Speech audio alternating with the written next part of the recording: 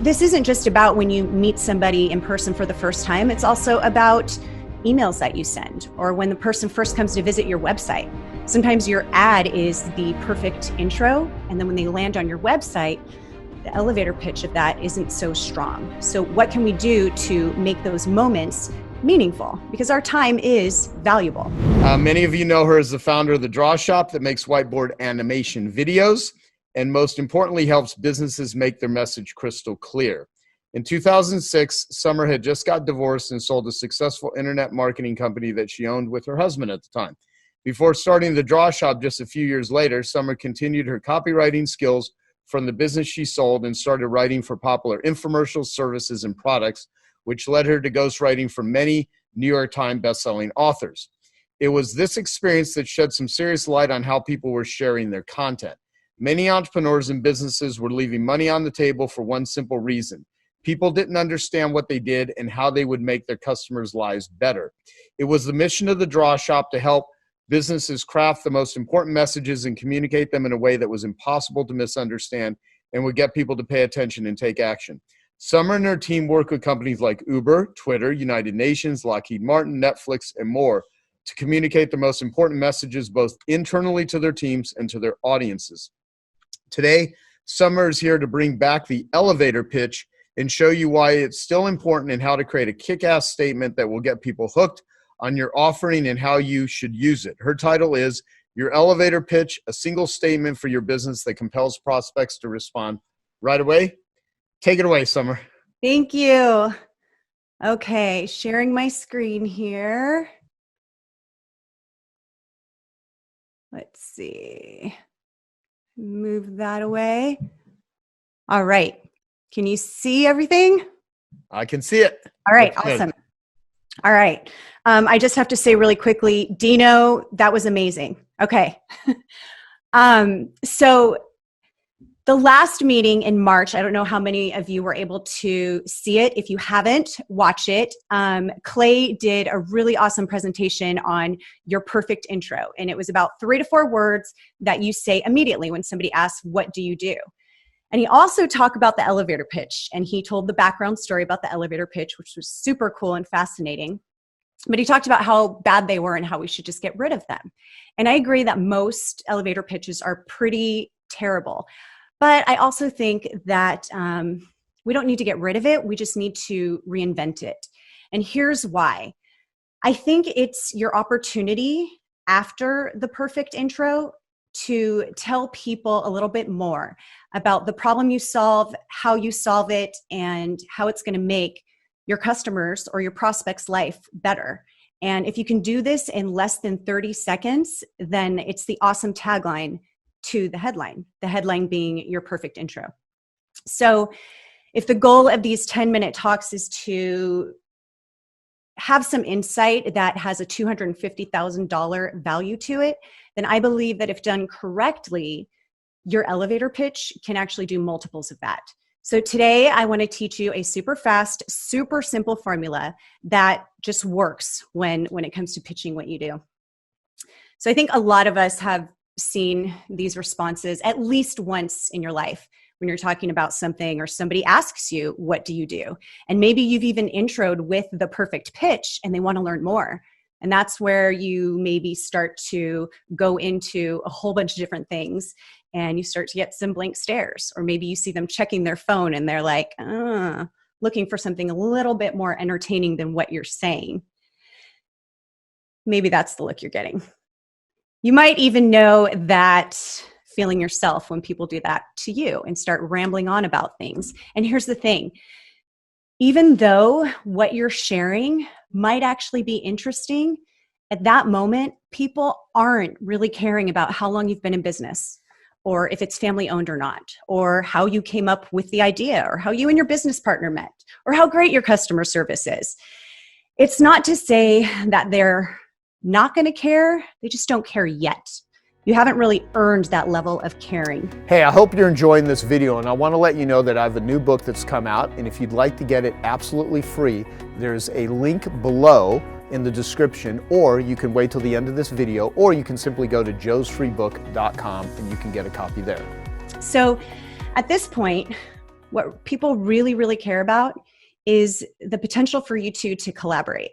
So what is it that you're going to offer that's going to make their life better? And selfishly, we want that too when we meet somebody. So when we're at Genius Network, for example, and somebody says, hey, you've really got to meet Sally over here.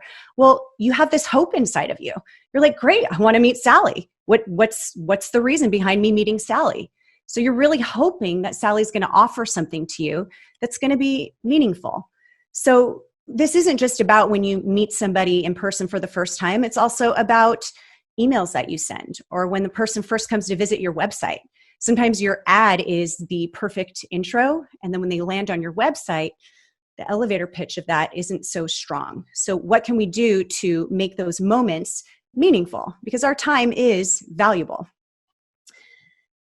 So when I was a ghostwriter, my job was to write books that people would stay engaged for the entire book. So essentially what that meant was this page had to make them want to turn to the next page. And it's the same with your elevator pitch. What are they learning that makes them want to raise their hand and learn more? So I want to tell a story about the draw shop and how we actually nearly tanked. But before I do that, I want to share some business stats, because I think a lot of you know these stats and how hard it is to succeed in business. We're entrepreneurs, we know this, but sometimes you see something, again, I think we were talking about this in one of the other talks, you see it again and you're like, wow, why is this? I know these stats, but why? And I just read for the second time, I listened to it actually, Sabri Sudi's book, Sell Like Crazy. And I love this book. I think it has so many great things when it comes to marketing. And he talks about these business stats and how 95% of businesses don't make it to $1 million in annual sales. And out of those, another 95% won't make it to 5 million in annual sales. 2% of those will make it to 10 million, and less than those will ever make it to over 100 million. That's crazy. That's sounds crazy hard, especially if you're just starting out in business. But why is this? So I believe that the reason this is happening and most businesses don't succeed, maybe some of them are your competition, is because they're selling solutions to the wrong problem. They're selling solutions to the external problem. Maybe not the wrong problem, but not the right problem. So I'm going to talk about external versus internal problem in just a minute, but let me go back to tell my story about the draw shop. So we started the draw shop over 10 years ago. And when we started, we were one of 2 companies that were doing whiteboard animation. And it was something that was so different and cool, and people really hadn't seen that much of it. And it took off faster than we could keep up with. But it wasn't long before a bunch of companies and DIY softwares were popping up all over the place. And suddenly marketing and advertising got really expensive, and it wasn't so easy. So the market became saturated, and now more than ever, our unique value prop needed to stand out. So I had to think fast. So what I did was I went to our customers, the clients that kept returning over and over again. And I wanted to know, why do you keep coming back? And I wanted to learn, what's the real problem that we're solving for you? And it wasn't just a cool hand flying across the screen. It wasn't cool special effects. That stuff was cool and it was great. Yeah, we had good customer service. All of that was really great. But the real reason they were coming back was because their business was growing faster because people understood what they did. And if people didn't understand what they did, then they would lose business. It was that simple. We learned that we needed to speak to that. And a special thank you to Joel Weldon, by the way, so excited to see Joel earlier today. He gave me this perfect intro many years ago, and he gave me permission to use it. And he helped me prep for a presentation. And we then made, at that moment, not knowing it was called the perfect intro, but we said that we make your messages impossible to misunderstand. And suddenly people just got it. Oh, I'm intrigued. Tell me more.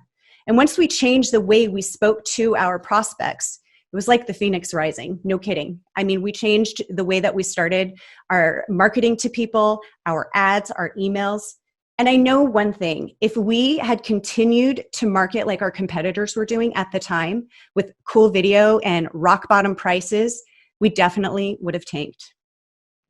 So now that we know the real problem that we were solving, and we knew how to solve it, we then started looking at the transformation that our clients were having. And here's what was really cool.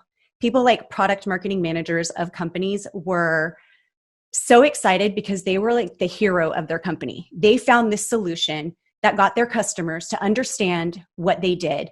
And in the end, it improved their bottom line, like drastically. So they were feeling so great. They were having this feeling of winning. So we had to really start to speak to that feeling. So now let me go back to the external versus internal. In our case, cool video, need a video was the external problem. The internal problem was we need to make more sales. We need to get people to understand what we do so that we can feel awesome and stand out in our industry. So I'm going to give a quick example here of a turf company. So the external problem a turf company might address is somebody needs turf in their yard. But if I'm that customer that wants turf in my yard, my internal problem is more like, I'm embarrassed to have my friends over to my house because my yard looks so bad. The external problem copy, the add to that problem might say, we install turf, family owned, free quote. Okay. I mean, I might get a quote from them, but if I see something like this, stop worrying about people seeing your ugly yard. Come home to something truly beautiful every day. 2-day installation guaranteed. I'm definitely more intrigued. You know my problem that I'm embarrassed.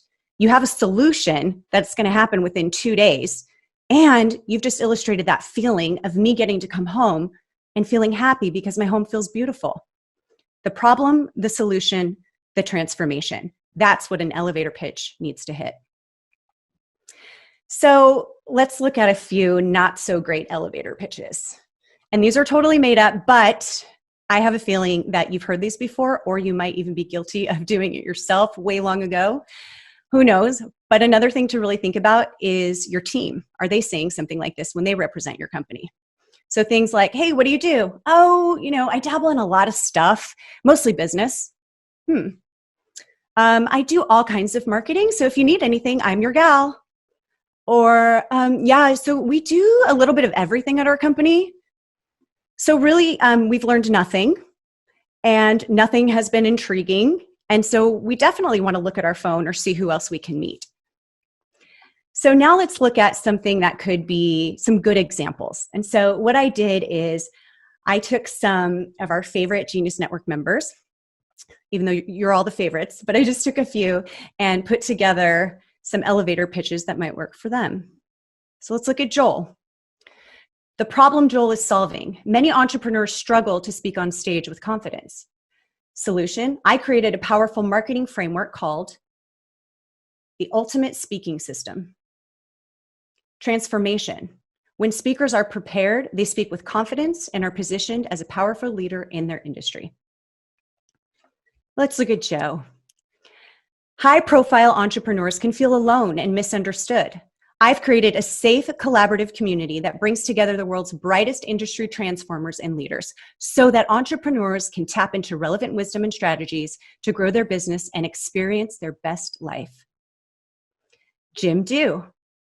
Entrepreneurs want freedom from the complexity and confusion when it comes to keeping their wealth.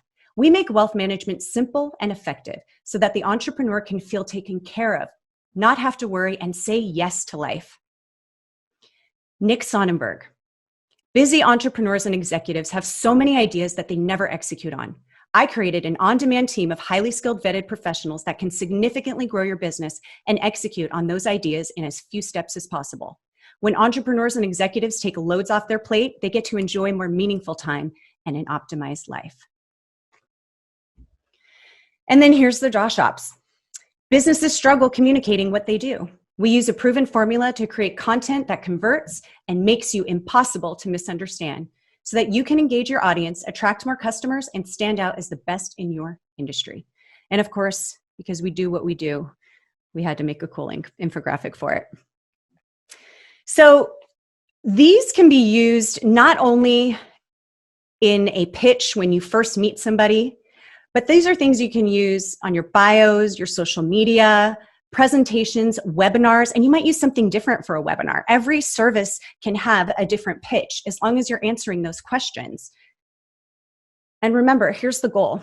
People become engaged and want to take action, meaning turn the page and learn more, when they feel that you understand the pain of their internal problem, trust that you have the solution to this problem, and can see themselves transformed after this problem is solved.